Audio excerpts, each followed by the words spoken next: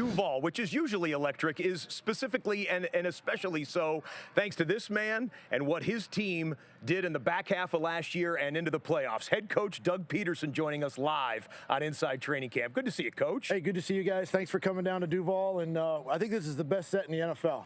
You're in the air conditioning. You're not outside. This is wonderful. Well, Coach was kind enough to put us just off of the edge of the practice field, so we're actually in shade in the indoor facility here with the air conditioning going. Just let me know where I got to send the thank you note and the check for that. I'll let you know. Yeah. Coach, you told me before practice you wanted these guys to hit today. You put them in full pads. You're giving them the day off tomorrow, and you were actually going to tackle to the ground in some periods. What'd you see in practice today? I saw a team that fought right to the end of practice. It was something that we learned, a year ago, end of the season, when we had to fight and finish and learn how to, complete football games. And that's what they're learning. These last couple of days, we've been in pads for 3 days, and today was a live day, a couple periods today, and I really saw these guys embrace each other. Defensive guys pulling each other up, offensive guys pulling each other up. It was warm out here. I think the real feel was around 102, 103 today, and I just see the compete, and that's what it's going to take to keep us in the conversation at the end of the year. This division is wide open. You've acquired this team in 2 years now. You've had a lot of draft picks. There's a lot of things that are on the table for you, and then obviously you being in Philadelphia, for those years winning the Super Bowl. How do you live up to expectations of the past, but also develop now in the future with a team full of bright stars?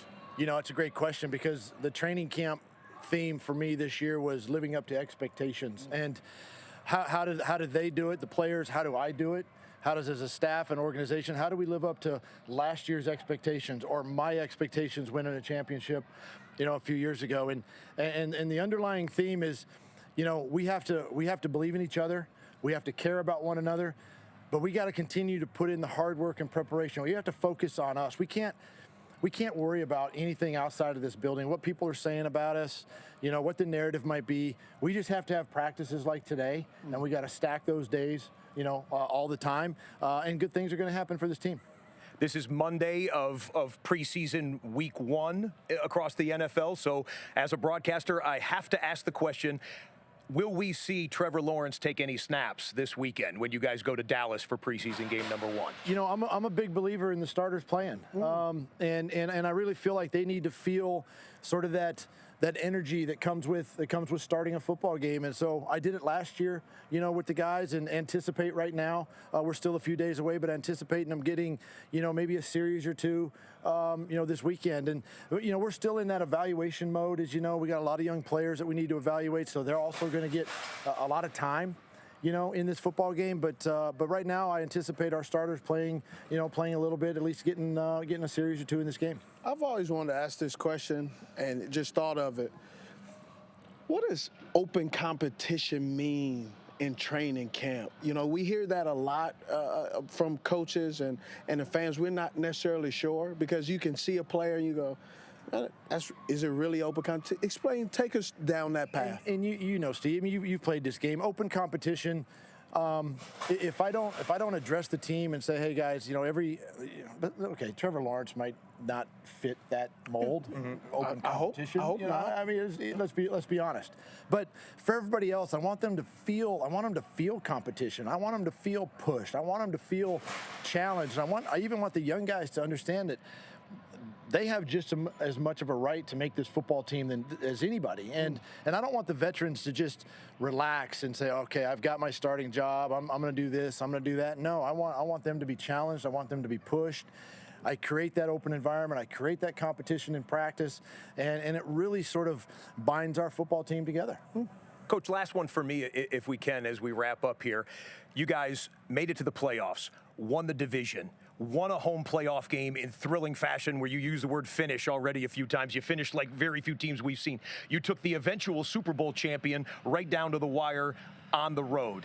You have $100 million plus being invested in the facilities here.